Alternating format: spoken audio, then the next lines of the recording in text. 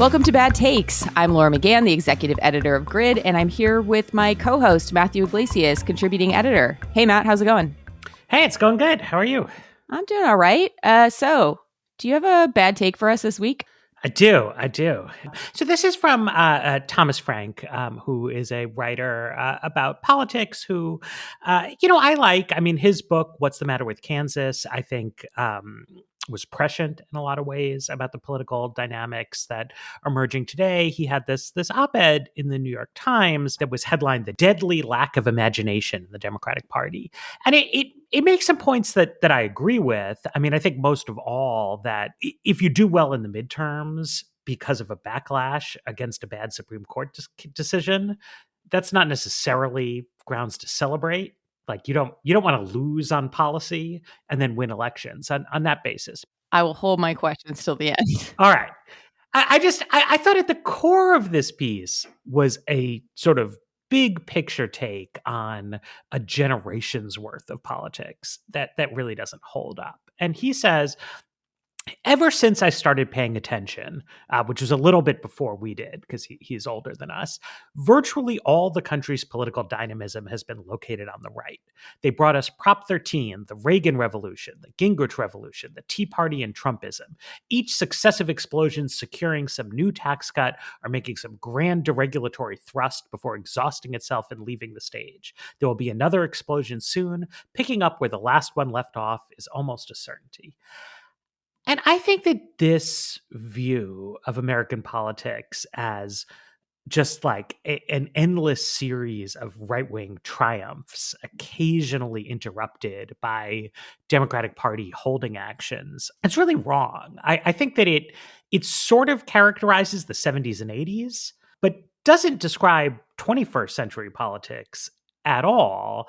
And I think leads you to really just sort of misunderstand, mislocate, miscontextualize all of these smaller trends. If you see conservatives as dashing from victory to victory, rather than, he just pulls off Trumpism there. But Trumpism, I feel, looks to me like a conservative holding action.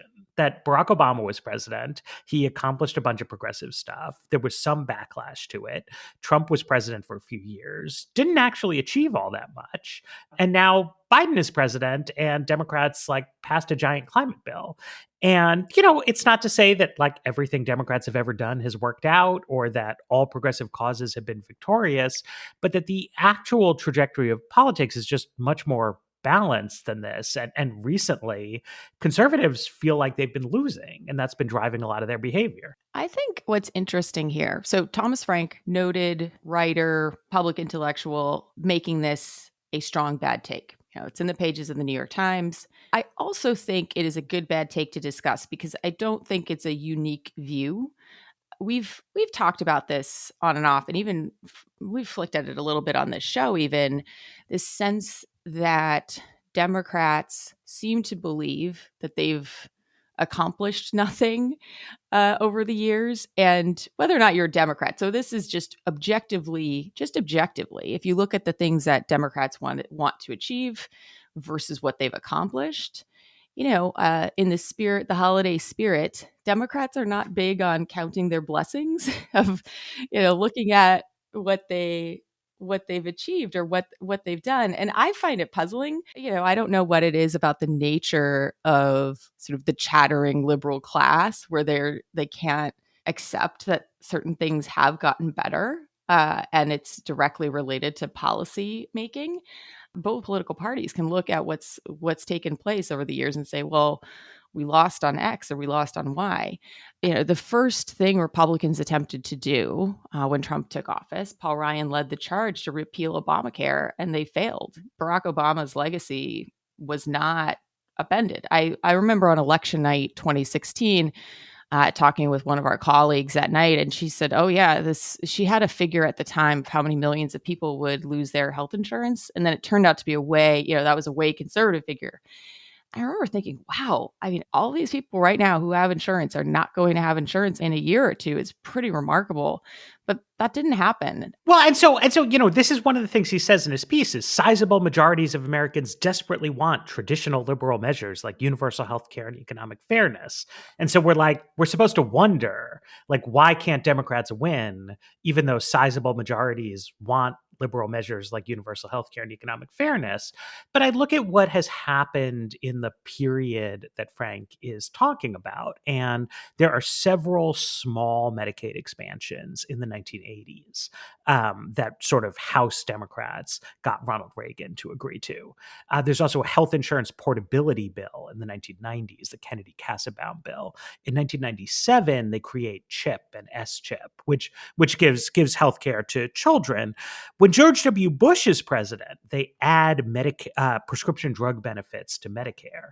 Then when Barack Obama's president, we strengthen the sort of regulatory protections for employer-provided insurance. We make the prescription drug benefit for Medicare more generous, close the so-called donut hole, and we expand Medicaid to include millions and millions of people. Donald Trump comes in. He is not able to sort of repeal that. There has then been a further kind of emergency increase in the generosity of the federal Medicaid match that came in as part of the American Rescue Plan.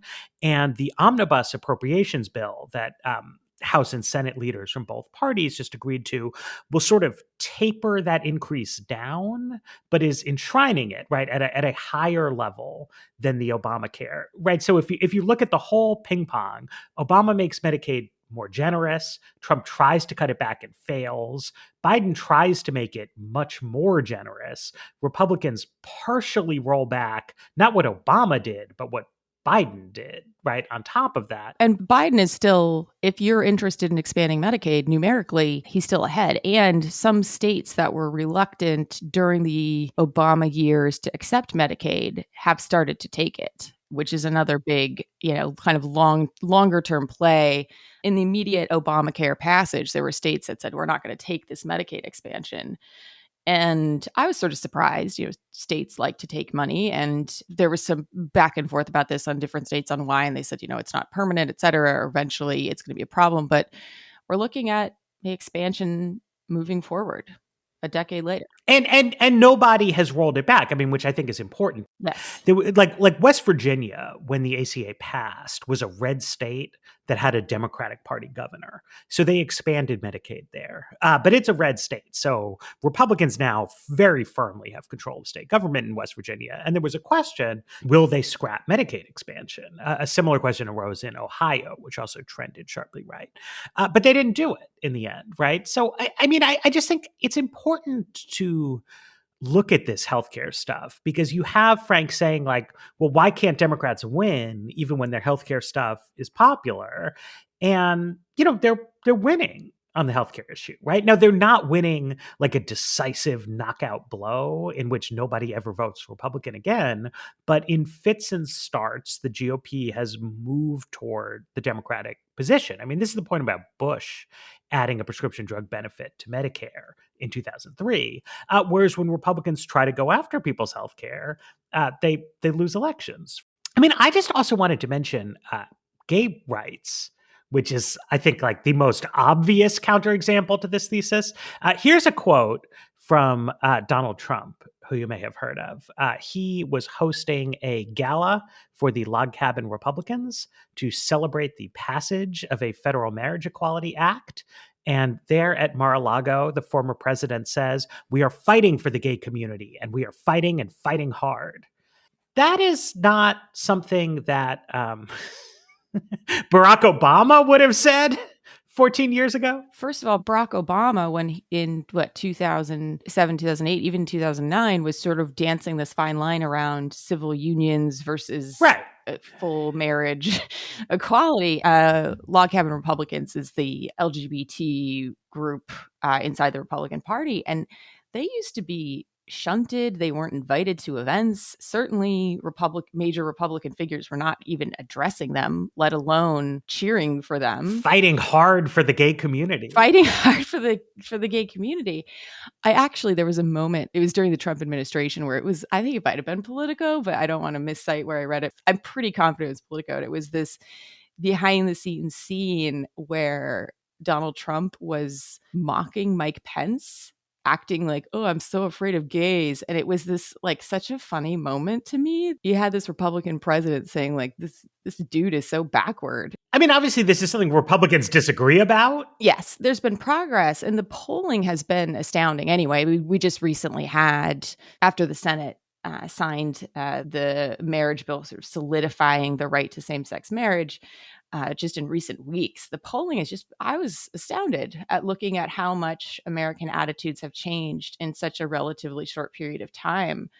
And that really was a charge that started on the left and has been pushed by the left, and certainly organizers more broadly. But, there were some Republicans that got on board with this bill because of the change in public opinion that went alongside policy changes. Yeah, and I mean, I think if you want to talk about political dynamism, right, over the past 40 years, you have to say that the LGBT rights movement has been incredibly dynamic, right? I mean, the policy wins, not every policy win has been as rapid or as kind of overwhelming as the marriage equality win, but there's a lot of dynamism on all fronts, right? I mean, you look at areas like trans rights, which are much more contentious and where, Republicans are much more aggressive, much more hostile. There's still clearly incredible amounts of energy on the left to like mainstream and normalize aspects of, different attitudes towards sex roles and gender roles and gender identity, even just compared to 10 years ago, right? The vocabulary that mainstream people use, what are considered the frontiers of the argument are completely transformed from when I started my career, much less from, when Tom Frank was a little kid. And I think it's odd to not even have like a to be sure graph in the piece that's like, well, really, I'm only talking about economic issues or something, because, the Medicare stuff we were talking about, I think is important, but I think a lot of people don't know about. But like everyone is aware, I think, that visibility of gay, lesbian, and transgender people has been completely transformed over the past generation. Like, how could you miss that? I think everyone has noticed that. I would hope you would notice that.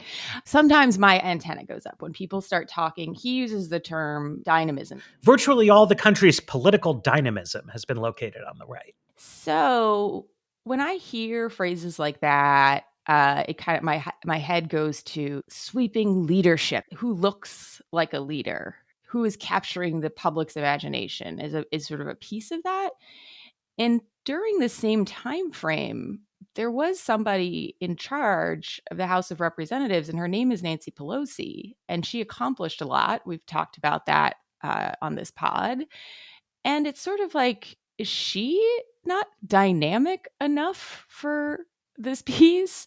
I also look at some of the accomplishments that have been made in terms of gender rights. And I am somebody who clearly, I think, Me Too, there's a lot of unfinished work there in the workplace and violence against women and all this. But if you look at just the statistics of violence against women, specifically domestic violence, intimate partner violence, since the passage of the Violence Against Women Act, violence against women in this country has dropped precipitously. That it actually, we're looking at statistics that are much better than they were.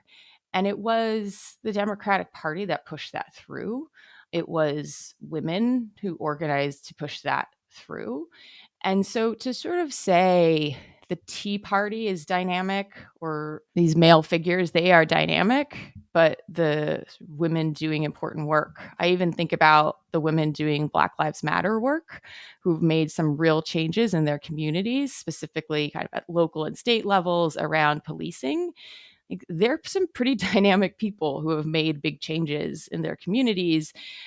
And maybe the definition we're dealing with here of what's dynamic, what is energetic, what does leadership look like, is awfully narrow to me. Yeah, although, I mean, I just also think that, it's a question of, do we think in terms of cultural dynamism, right? I mean, so he periodicizes this back to Prop 13. That's the sort of earliest in time thing that he names. And so that happened in 1978. I think it's worth noting. So this is the first thing he notes. And Prop 13, basically in California, it caps the rate at which property taxes can grow to a very low number. It's quite convoluted, but I mean, I think the spirit of this point is that Prop 13 was a right wing measure. It was part of a popular revolt against taxation, and it passed and has remained in place in California. But I do think it's important to note, despite Prop 13 in 1978, California is not a low tax state. What's happened in California since Prop 13 is that it has come to have the highest top marginal income tax rate in America. And actually, if you look at the combined state and federal taxes, the top rate in California is now the same as the top rate in Denmark or Sweden.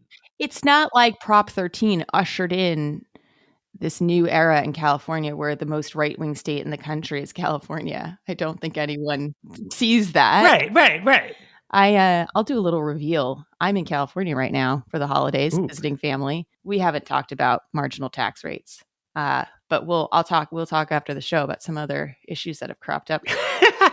Okay, so but okay, so I wanted to talk about the late 70s because like recently I did watch two movies from the early 80s. One was The Verdict, which is a Sidney Lumet movie, and one is Blade Runner, which is a long time kind of favorite of mine. This is a science fiction movie. One's a legal drama in Boston, but they were both made in the early 80s, and they both feature sympathetic male characters committing acts of violence against a woman, in one case slapping her, and in another case kind of like coercing a woman into not leaving his apartment, that by today's light you're like, what is that? Because like in the story these are good guys. They're kind of like dark, conflicted people, but like you're not watching Harrison Ford do this and be like, that guy's a rapist villain. It's showing you what was normalized in the culture of the time. And you wouldn't do that today, 40 years later. No, the studio wouldn't let them put it out. No. Like Harrison Ford wouldn't take that role, right? It would be embarrassing. And to the point that, you now have a classic movie that is well regarded primarily because of its production design, its soundscape, stuff like that. And it's like wrecked almost by this one scene because there has been so much dynamism, like actually, in terms of, not just passing legislation, but in terms of altering people's cultural understanding of what kinds of behavior are and aren't acceptable. And, I think that a subtext of this whole piece that Frank doesn't explicitly, so Frank kind of references kind of like upscale liberal snobs, who vacation in Martha's Vineyard, but lose working class votes. And I think that there's something to what he is saying there, but it's also wrapped up in just a kind of denialism that these kinds of things matter to people. And that the LGBT rights revolution, the continued evolution of people's understanding of women's role in society and of gender relations, these are like most people are either women or gay. So like, that's not nothing, right? That you can just kind of sweep under the rug or put off there. And if what you really mean to say is just that like, you don't care about any of these cultural causes on any level, I think you should need to say that squarely rather than accusing Democrats of lacking imagination or saying that progressive movements don't have any kind of vitality. Except I just also don't think it's true that vitality has been limited to those kind of cultural causes. Like if you went back in time to the late 1970s and you said, hey guys, I'm really concerned that carbon dioxide emissions are leading to rising global temperatures, so we need to have like billions and billions of dollars in spending to produce zero carbon energy technology, like people would have looked at you like you were insane. Sure. And I think it's also worth noting, if you were in the beautiful San Fernando Valley in the 1970s outside of LA, you would have been choking on smog. I mean, as a kid, we used to have these days called, we had smog alert days, and we couldn't go outside and play because the smog was too bad. It was too dangerous. And air is way cleaner in America than it was 40 years ago. I remember months ago we were talking to our former producer Olivia, she's a young person, and we were telling her this about. I don't think she believed us. Right. I was like, yes, the smog was so bad that we would have to sit in my elementary school classroom, and it was like, well, we'll sit inside and we'll play a game inside because we don't want all of you to choke to death on the smog. And she thought that was nuts. And it's like, yeah, that's what it was. And I think that he makes a point in the piece about deregulatory victories on the right. But at the same time, there have been some regulatory victories that have made our lives a lot better. And you can argue they should go further, or you want more, or et cetera, but you can't pretend that they don't exist. When I was a kid in New York, we did not have the smog alerts. But what would happen is that sulfur dioxide emissions from coal power plants and Midwestern factories would drift east. Oh, man. Acid rain. And what would happen with the sulfur dioxide is it would go up into clouds and would get mixed in with the rainwater.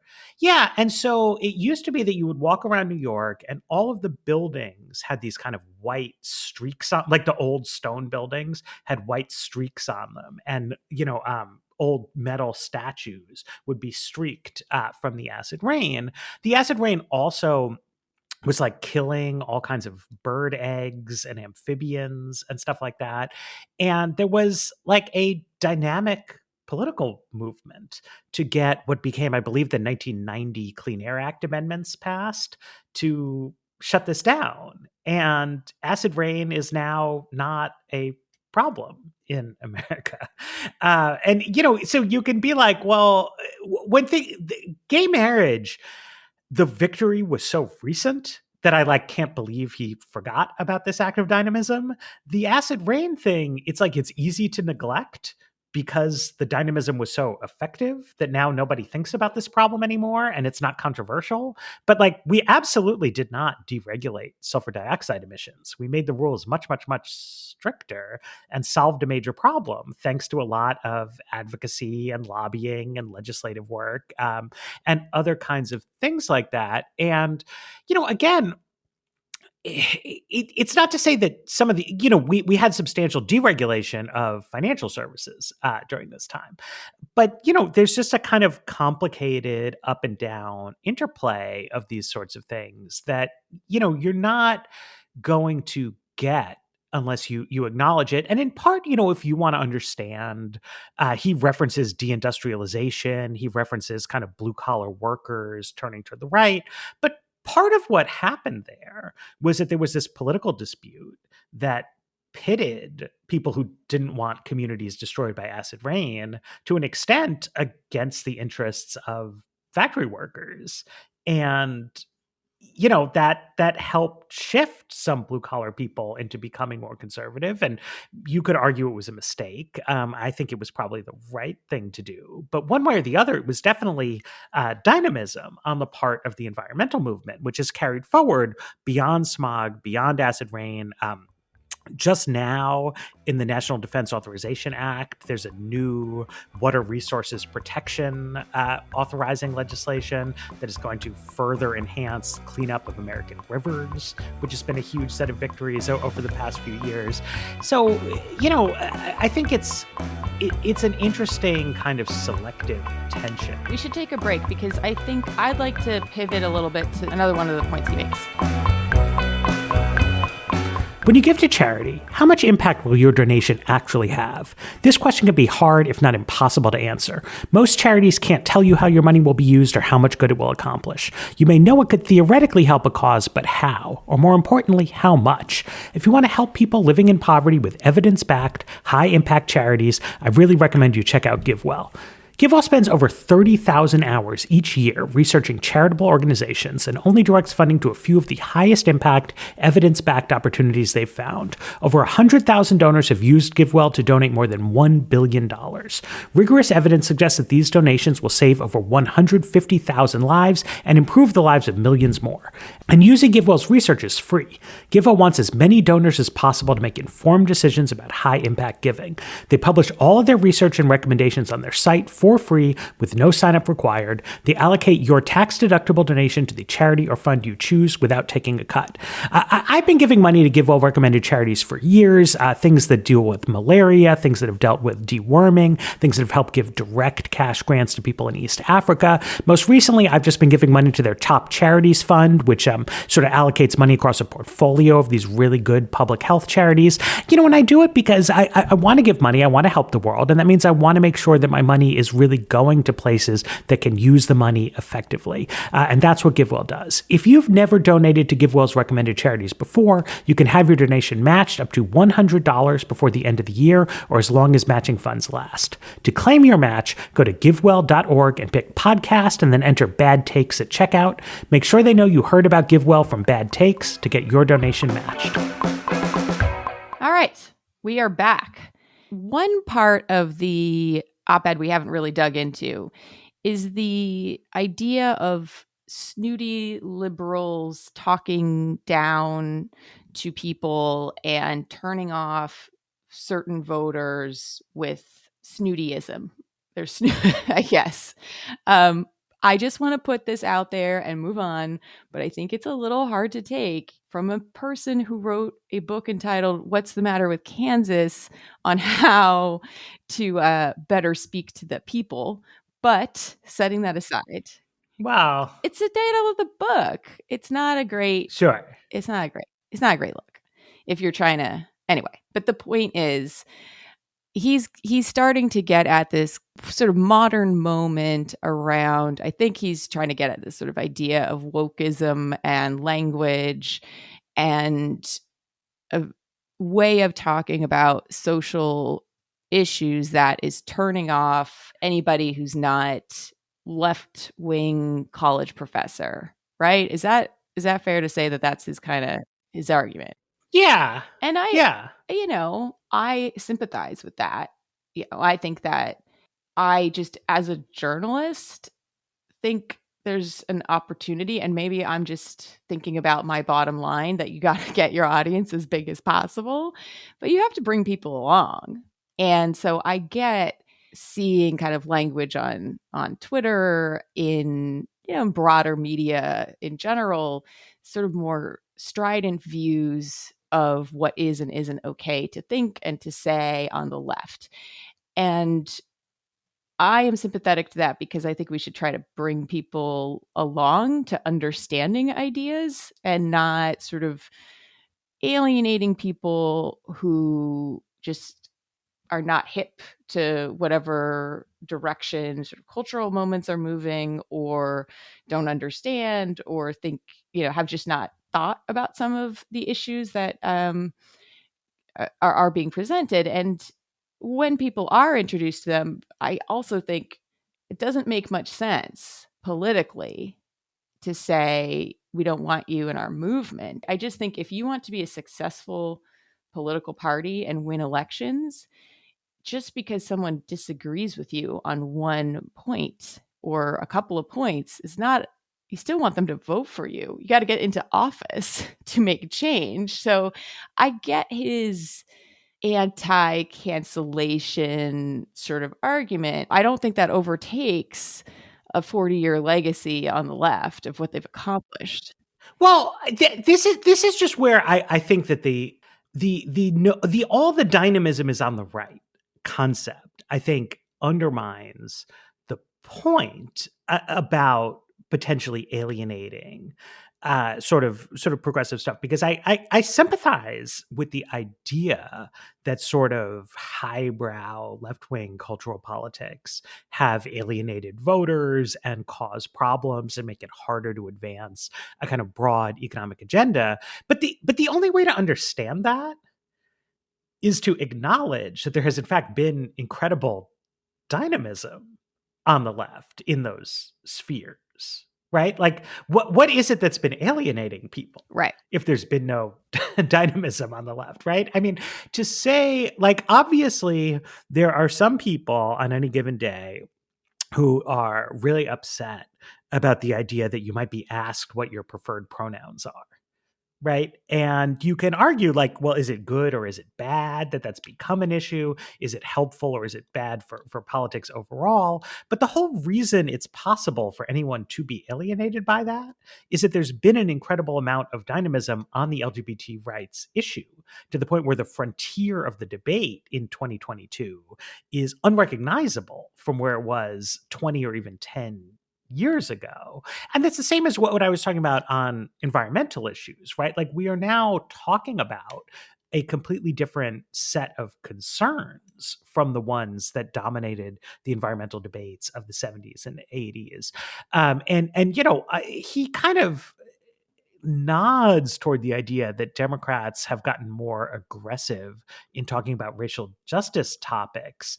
But he only nods to it. Like, some people were alarmed by the Democratic Party's tilt against policing and law enforcement in the 2020 cycle.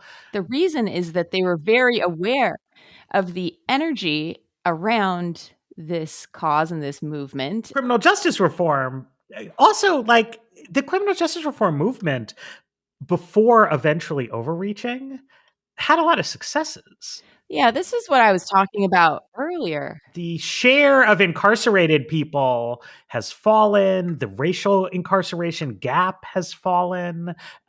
Crime, despite the increase in 2020, is still lower than it was in the 90s. So you can't make sense out of the idea that some blue collar voters have swung to the right or been alienated if you don't acknowledge that there have been progressive successes and like incredible amounts of progressive energy into these very same causes, right? Like, he comes up with the idea that Democrats have lost, I guess, just because they're corrupt. Like, he talks about their vacation houses and stuff, but they've been like doing all this stuff.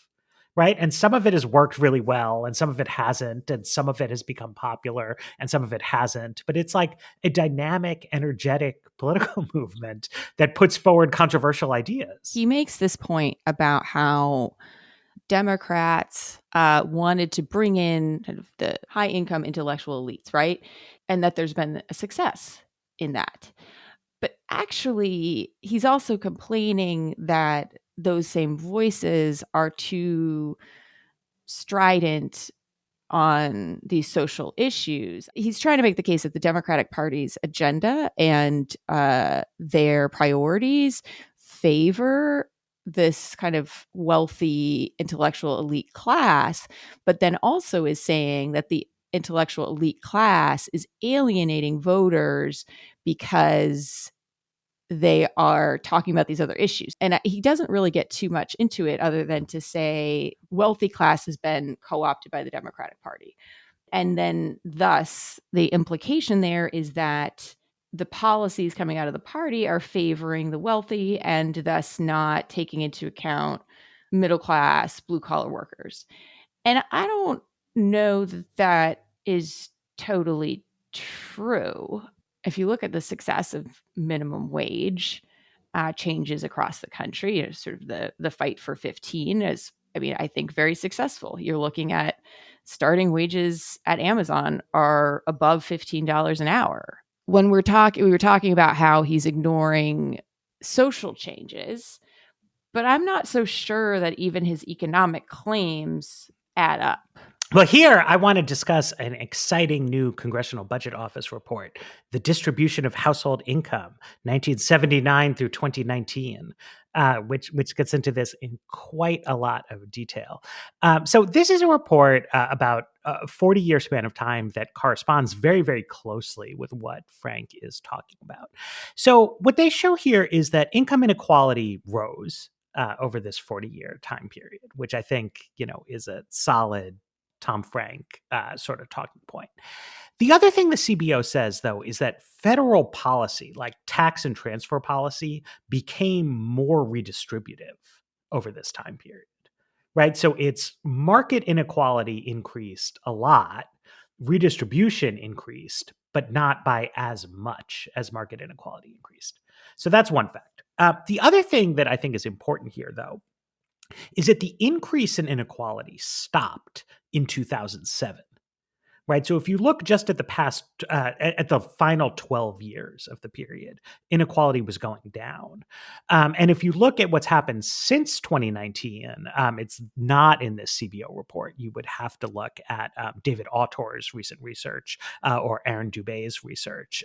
They show that inequality has fallen in the past 2 years. And this time, in 2007 through 2019, inequality was going down because of more redistribution. Obama raised taxes. He created the ACA. Over the past couple of years, when the unemployment rate has been very low, wages have been compressing.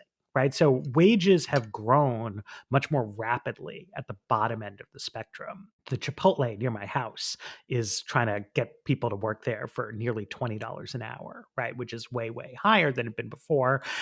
Whereas affluent people have seen their incomes go down over the past 2 years on average because of inflation. So I think the story that Frank wants to tell about this period is not 100% wrong in the way that his story about gay rights or environment or feminism basically is. But even the economics is much more balanced. And it's a story where the 80s were incredibly inegalitarian. Market incomes got more unequal, and the federal government got less redistributive. Then in the 90s and the zeros, federal policy was getting more redistributive, but inequality was rising anyway. But for the past 14, 15 years or so, which is like not a trivial amount of time, inequality has been slightly falling.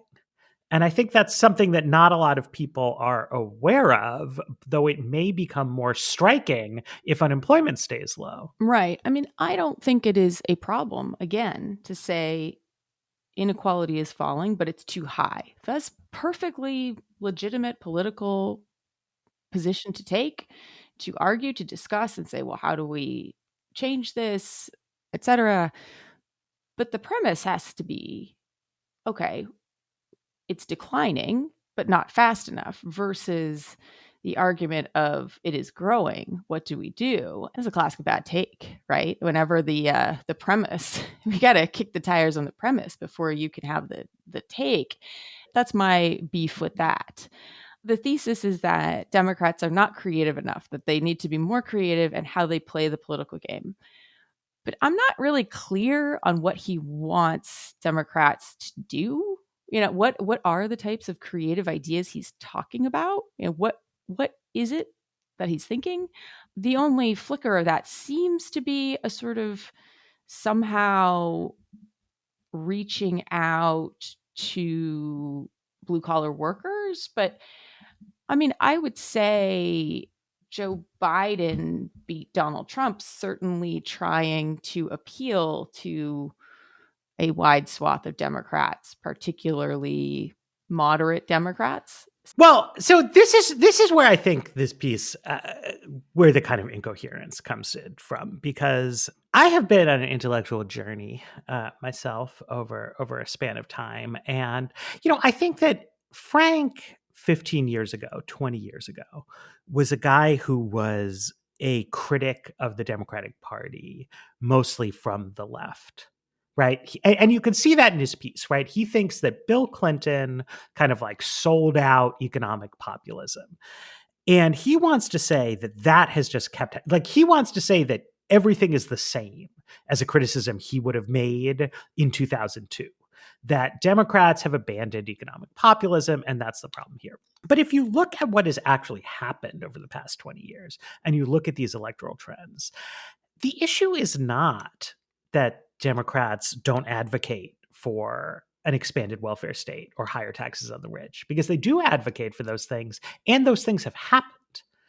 But as Frank says, they have lost blue collar votes anyway during this time But they've lost blue collar votes, not because the party lacks imagination or because there's no dynamism on the left, but because there's so much dynamism on the left around a certain kind of cultural issues. And what Frank, I think in his heart wants, at least I'll just say what I want, what I think follows from this diagnosis is that you want progressives to chill out a little bit, right? About canceling people for not using the right words, about trying to convince everyone that like cops are bad or that we shouldn't enforce border security rules. But the problem with that style of politics is that means that you, me, Frank, anyone who agrees with that is just like a boring moderate who is saying like, hey, Democrats, you should chill out a little bit and pay more attention to public opinion, which if you've built like a brand identity for yourself as like, no, I'm criticizing Democrats from the left, is just hard to kind of come to terms with. Right. But the problem isn't that all the dynamism is on the right. It's that there's so much dynamism on the left that it has a tendency to go overboard and to push the pace of change faster than people will tolerate it, or to be, frankly, I would just say like mean about the sensibilities of a lot of older Americans is something that has emerged from the incredible dynamism of sort of youth-oriented progressive movements. And you would have a better chance of expanding Medicaid if you were just kind of more relaxed about certain things. But that's not to say like, it's if anything, it's like Democrats would do better if they were less creative and showed less vision, right? Like one reason like Biden did well because he's a very blah kind of person, and like that's what people want. Look, when he was running, we looked back and I remember the midterm election prior to the 2020 presidential, he was one of the very few national Democrats that Democrats in blue and red and purple districts actually wanted to come stump for them, because he's this less polarizing figure that in a moment of extreme polarization, somebody that people felt, oh, okay, like he didn't turn off voters. And that was what some of these candidates needed, who were trying to get swing voters, who were trying to get, kind of moderates to come support them. And I think one of the things that in this moment, you've got Donald Trump and you've got some of the candidates that the Republican Party ran, that there's just a lot of hoopla in American politics these days. There's the coup. Americans, by and large, are fairly moderate as a whole. And the population itself is a fairly small C conservative moderate population. In terms of, if you're thinking about dynamism, yes, there's the literal term of energetic, but there's also this sort of, what is a dynamic figure that's going to bring people together, that's going to move the party forward, or such, of sort of thinking of a dynamic person, not just as energetic, but a sort of transformative figure that maybe being super exciting is not the definition that you want, but you want dynamism as a low-key, boring figure. Like, let's just bring Angela Merkel over here, run her, somebody low-key. And, you look at that as stylistically low-key, but that doesn't mean ineffective. I like other Thomas Frank takes, just not this one. We thank all of you who listen for your dynamism, and we encourage you to be dynamic in recommending our podcast to others, and in reviewing, and spreading the good word and good cheer as we enter this holiday season. So this has been an episode of Bad Takes from Grid. We are produced today by Paul Woodhell of District Productive, and we'll be back next week with more Bad Takes.